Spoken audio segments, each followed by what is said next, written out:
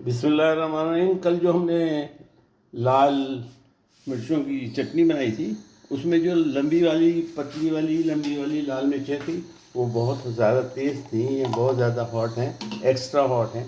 तो उसको उसकी हाँ, तेज़ी को थोड़ी सी कम करने के लिए, और दूसरी बात उसको यूज़ कैसे करते हैं, उसको यूज़ करने के लिए आप ऑयल जो है उसको पका लें, गरम कर लें। चाहे सरसों का तेल लें, चाहे अपना ऑलिव ऑयल लें, चाहे वो खाना पकाने का तेल लें, जो भी तेल आप यूज़ करते हैं उसके अंदर उस चटनी को डाल दें। ये कल की बनाई हुई बोतलों में भर के रखी हुई थी हमने लास्ट में। सॉरी, अब जो है तेल फूटेगी और मिर्चें लगेगी, चूल्हा बिल्कुल आहिस्ता कर दें, और आहिस्ता करने के बाद इसको अच्छी तरह फ्राई करें। और आप देखिए इसका कलर चेंज होते आ रहा है। और मैंने जो दूसरी एक प्याली में चटनी दिखाई थी कि इसका कलर जो है चेंज होते इस तरह का हो जाता है रखने के बाद, तो फिर वो कलर इस तरह का हो जाएगा। और अब ये जनाब आली आपकी चटनी जो है, ये जो आपने पेस्ट बनाया है वो रेडी है खाने के लिए। इसको और 5-7 मिनट पकाने हैं। 5-7 मिनट पकाने के बाद आप इसको दोबारा बॉटल कर लेंगे, और दोबारा जब बॉटल करेंगे तो जिस कंडीशन में होगी मैं आपको दिखा देता हूँ। जब दोबारा बॉटल करेंगे, अभी ये पक रही है, ये 5 से 7 मिनट, बल्कि 7-8 मिनट पकेगी। और ये है ना, पकने के बाद अपना सही रंग छोड़ देगी। और दूसरी बात, इसकी जो बहुत जो शार्पनेस है, तेज़ी जो बहुत ज़्यादा है, वो थोड़ी सी कम हो जाएगी, और ये अब खानों में मज़ा देगी। हमारे यहाँ मेहमान हजरात, खोजे हजरात और समंदर के किनारे रहने वाले जो सी फूड बहुत इस्तेमाल करते हैं, उसमें बोमिल मछली होती है और दूसरी सूखी मछलियाँ भी इस्तेमाल करते हैं। तो इसको ठेसा कहते हैं। ये एक्चुअल में ठेसा है, और इसके अंदर वो मछलियों को फ्राई कर लेते हैं और बहुत मज़ा देती है। अगर आप भी खाएं, बांग्लादेशी भी पकाते हैं इस किस्म की, बिहार के लोग पकाते हैं, और समुद्री किनारे पे रहने वाले पंजाब के भी लोग पकाते हैं, खाते हैं। इसको हम ठेसा कहते हैं। और जब ये पक जाएगा अच्छी तरह, कलर पूरा आ जाएगा, तो इसको अचार की तरह फिर दोबारा बॉटल के अंदर हम रिज़र्व कर लेंगे।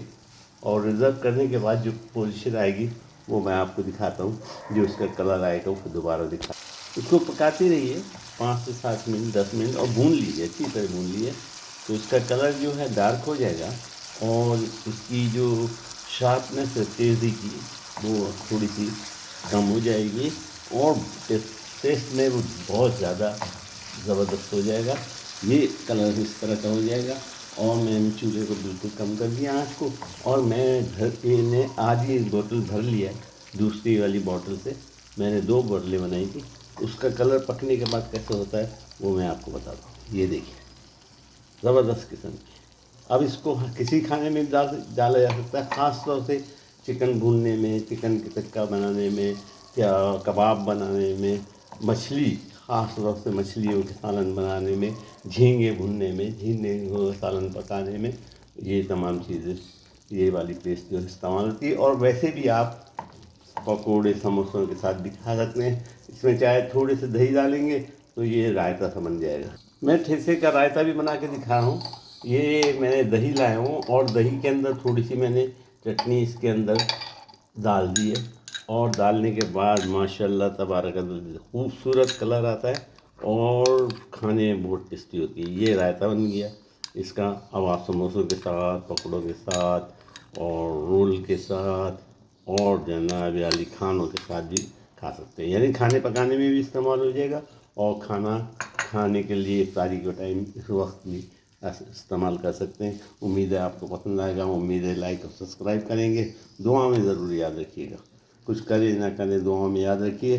और मैं आपको अल्लाह के हवाले करता हूँ। मैं इसको दोबारा बॉटल के अंदर फिल करूँगा और इसको रख दूँगा, और पूरे रमज़ान जो है ये बॉटलें इस्तेमाल होगी। तो ये पका हुआ है, और ये पहले कच्ची थी, ये कच्ची चटनी थी। पहले लाइट पिंक थी, पिंक कलर से और ये डार्क कलर में, और बहुत खूबसूरत लगता है। उम्मीद है आप समझ गए होंगे और अपनाएंगे। मैं इसकी रेसिपी इंशाल्लाह ज़रूर लिखूँगा। फिर अमान अल्लाह, मैं अल्लाह के हवाले करता हूँ आपको।